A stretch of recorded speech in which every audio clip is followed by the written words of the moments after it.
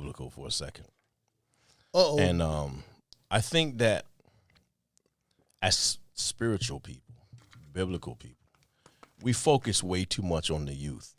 I know that's opposite. The youth is our future and blah, blah, blah, but I think we focus way too much on the youth. Now watch this.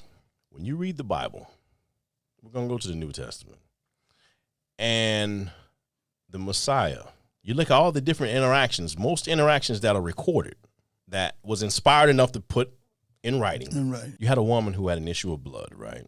And it said she spent all her livelihood trying to find a way to get out. 12 years. Okay. But how do I know she was a woman of age? Because she was still having an issue of blood. And no, but she spent all her livelihood. This is a woman of age. Okay. You had a man who had been chained up out by the cemetery. Not a kid. This was a Grown man who had been tormented for years. And the Messiah shows up and casts them out. Okay.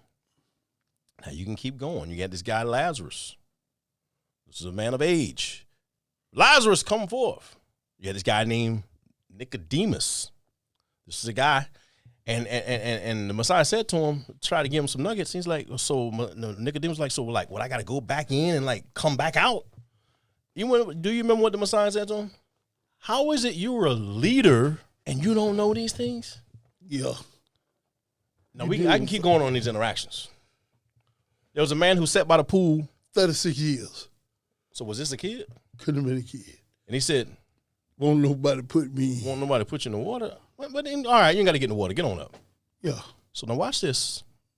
The majority of the interactions that are recorded are him touching people of age. Because they didn't suffer too much, bro. No. Come on. No.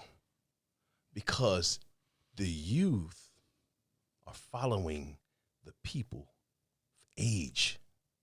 The people of age are the ones who make the change. Do you understand that? I like that.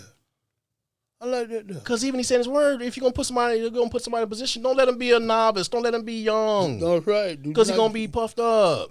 We've been putting way too much emphasis on the young. But the youth, think about this. When you was running around out there, who was you following?